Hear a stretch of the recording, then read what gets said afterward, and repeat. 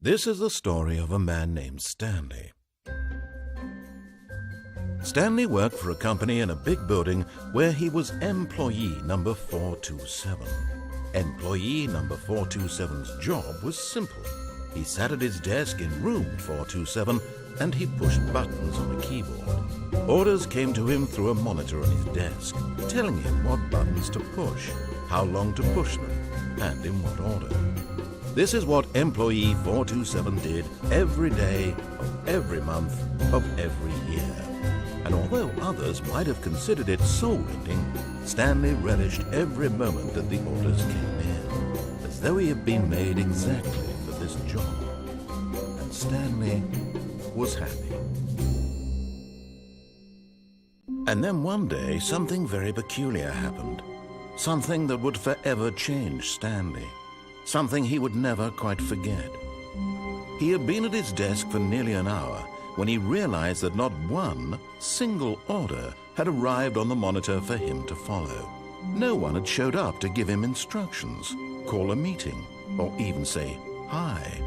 Never in all his years at the company had this happened, this complete isolation. Something was very clearly wrong. Shocked, frozen solid, Stanley found himself unable to move for the longest time. But as he came to his wits and regained his senses, he got up from his desk and stepped out of his office.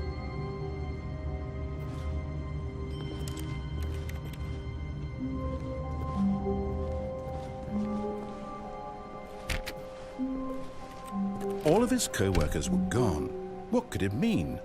Stanley decided to go to the meeting room. Perhaps he had simply missed a memo.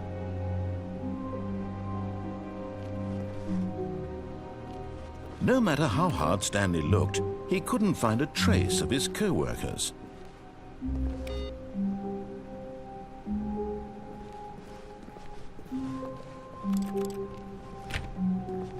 Stanley went around touching every little thing in the office, but it didn't make a single difference, nor did it advance the story in any way.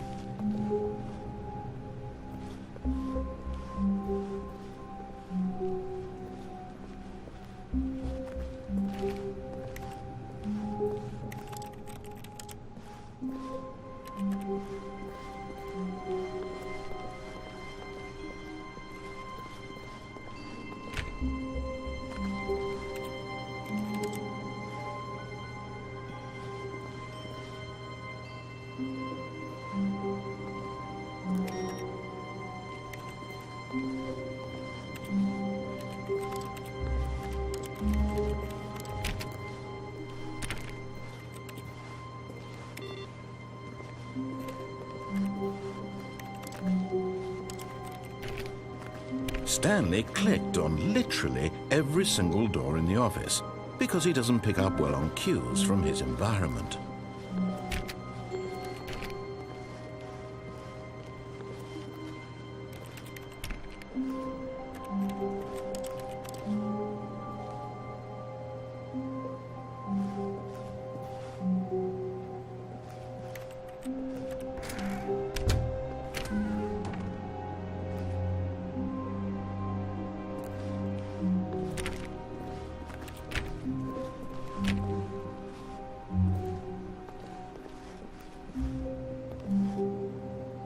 When Stanley came to a set of 2 open doors, he entered the door on his left.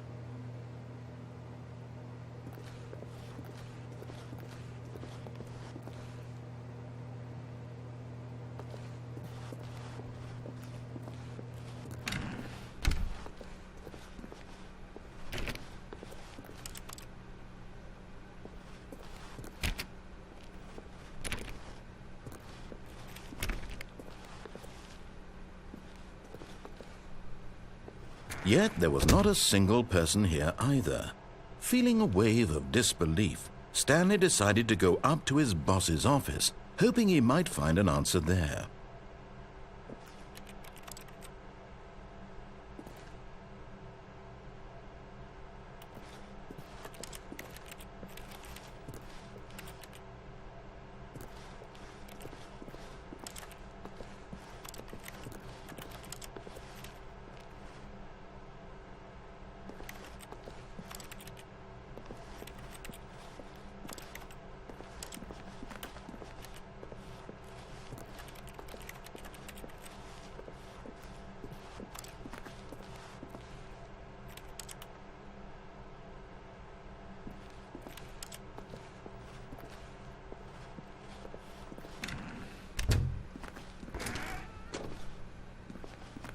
Stanley stepped into the broom closet, but there was nothing here, so he turned around and got back on track.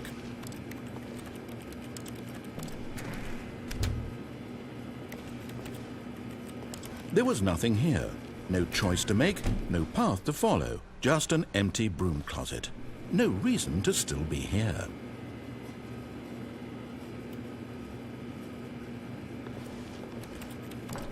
It was baffling that Stanley was still just sitting in the broom closet. He wasn't even doing anything. At least if there was something to interact with, he'd be justified in some way. As it is, he's literally just standing there doing sweet FA.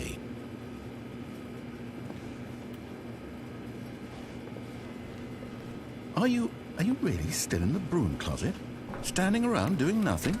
Why? Please offer me some explanation here. I'm genuinely confused.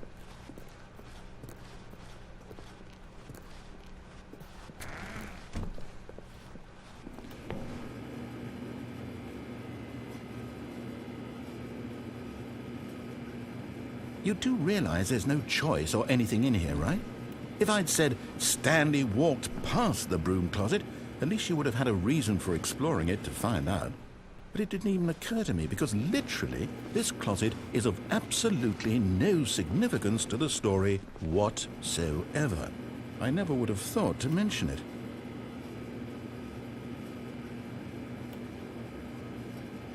Maybe to you this is somehow its own branching path. Maybe when you go talk about this with your friends you'll say, "Oh, did you get the broom closet ending? The broom closet ending was my favourite." I hope your friends find this concerning.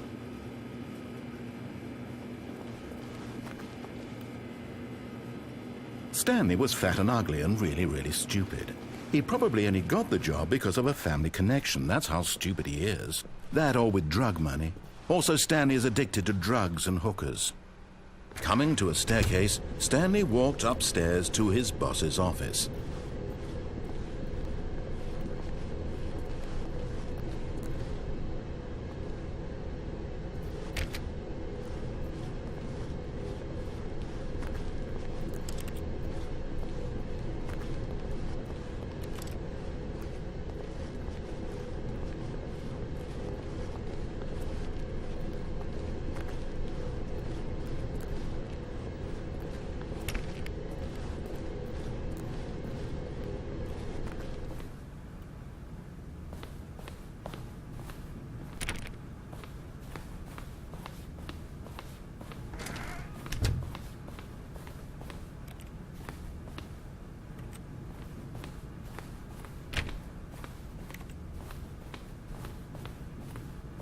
Stepping into his manager's office, Stanley was once again stunned to discover not an indication of any human life.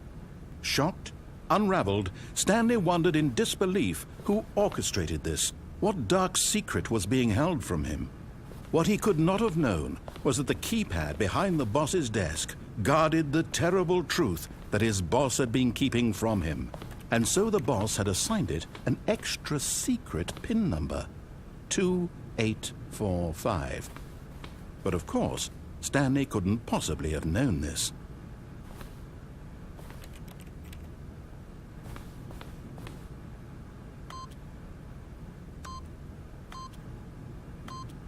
Yet incredibly, by simply pushing random buttons on the keypad, Stanley happened to input the correct code by sheer luck. Amazing. He stepped into the newly opened passageway.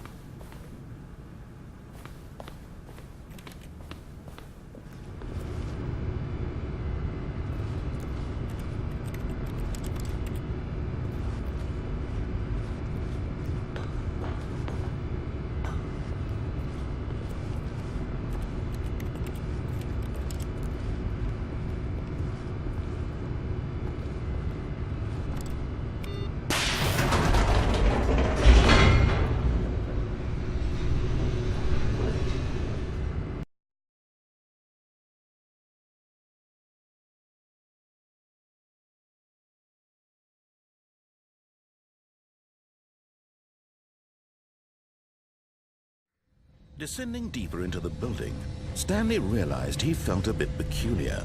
It was a stirring of emotion in his chest, as though he felt more free to think for himself, to question the nature of his job.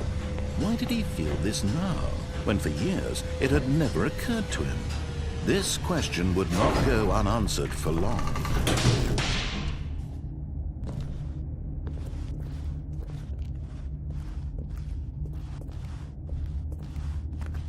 Stanley walked straight ahead through the large door that read Mind Control Facility.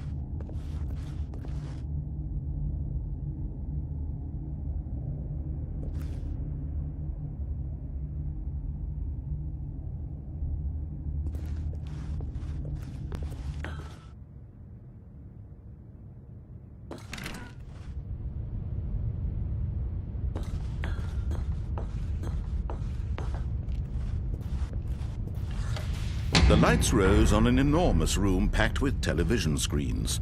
What horrible secret did this place hold? Stanley thought to himself. Did he have the strength to find out?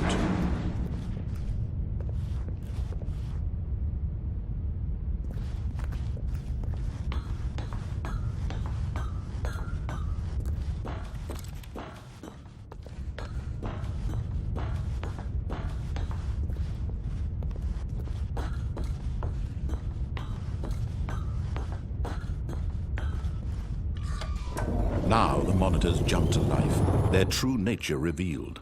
Each bore the number of an employee in the building, Stanley's co-workers, the lives of so many individuals reduced to images on a screen, and Stanley, one of them, eternally monitored in this place where freedom meant nothing.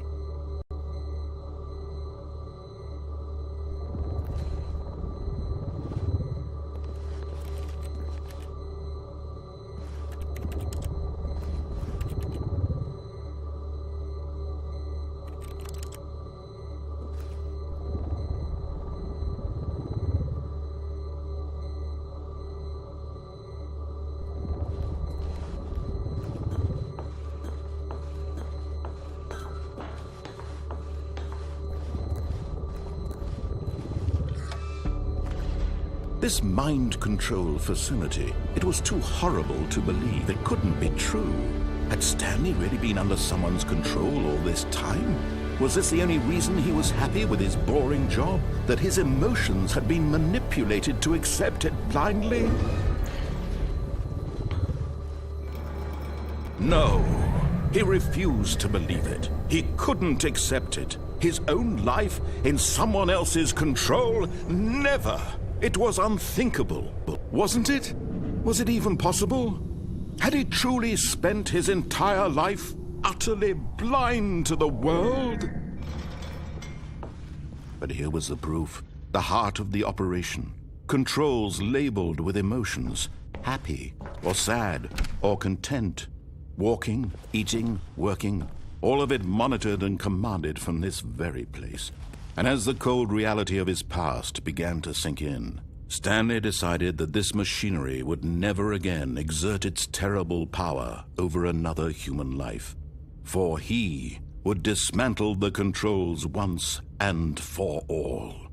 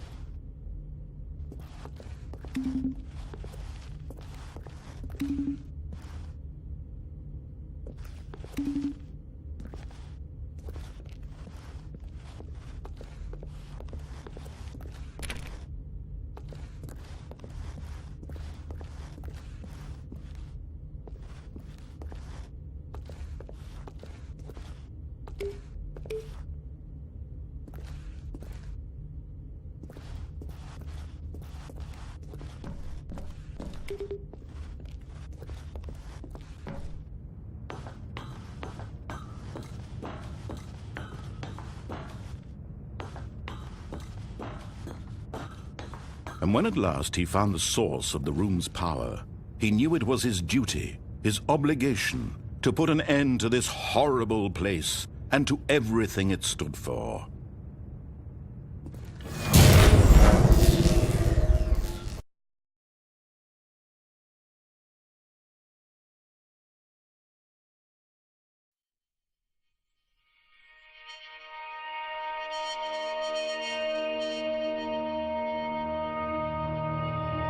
Blackness and a rising chill of uncertainty.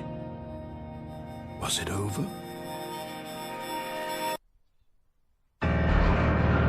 Yes! He had won! He had defeated the machine, unshackled himself from someone else's command. Freedom was mere moments away. And yet, even as the immense door slowly opened, Stanley reflected on how many puzzles still lay unsolved. Where had his co-workers gone? How had he been freed from the machine's grasp? What other mysteries did this strange building hold? But as sunlight streamed into the chamber, he realized none of this mattered to him, for it was not knowledge or even power that he had been seeking, but happiness. Perhaps his goal had not been to understand, but to let go. No longer would anyone tell him where to go, what to do, or how to feel. Whatever life he lives, it will be his. And that was all he needed to know. It was perhaps the only thing worth knowing. Stanley stepped through the open door. Stanley felt the cool breeze upon his skin, the feeling of liberation, the immense possibility of the new path before him. This was exactly the way, right now, that things were meant to happen. And Stanley was happy.